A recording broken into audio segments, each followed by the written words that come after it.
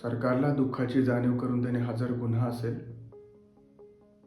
तर तो गुन्हा मी केलाय, आणि त्यासाठी तुम्ही द्याल ती शिक्षा भोगायला मी आज तयार आहे. अहो सरकार, तुम्हीच आम्हाला सांगा, आम्ही जगायचं की नाही?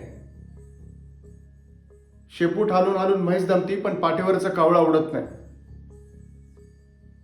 तसाच आत्महत्येचा विचार आमची पाठ सोडत नाही. कोरड्या आभाळावानी कपाळ असणाऱ्या बायका, बिनबापाची पोरं असल्यासारखी माळावर फिरणारी जनावरं, हे सगळं गावाला नजर लागली म्हणून नाही झालं सरकार. तर गावाकडं कोणाचीच नजर गेली नाही म्हणून झालं.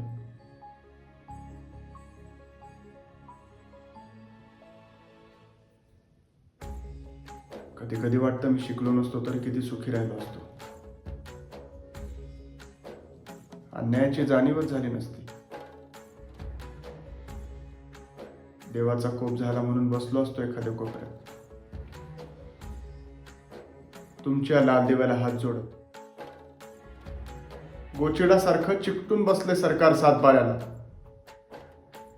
आणि बुजगावण्यासारखं उभय. आभाळ सावत्र वाटतं आईवानी, दुष्काळाचं कुरूप ठणकत चाललंय.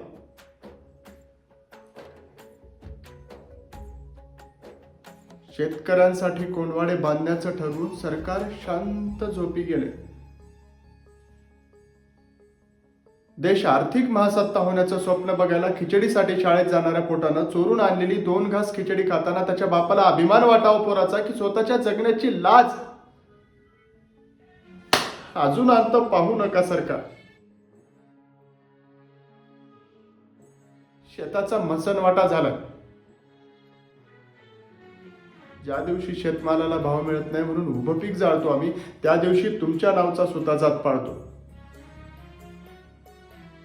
अहो आता तरी विचार करा. नाहीतर एक दिवस 1 किलो गव्हासाठी तुम्ही अख्खा देश गहाण ठेवला असेल, आणि त्या दिवशी ध्यान ठेवून बघा,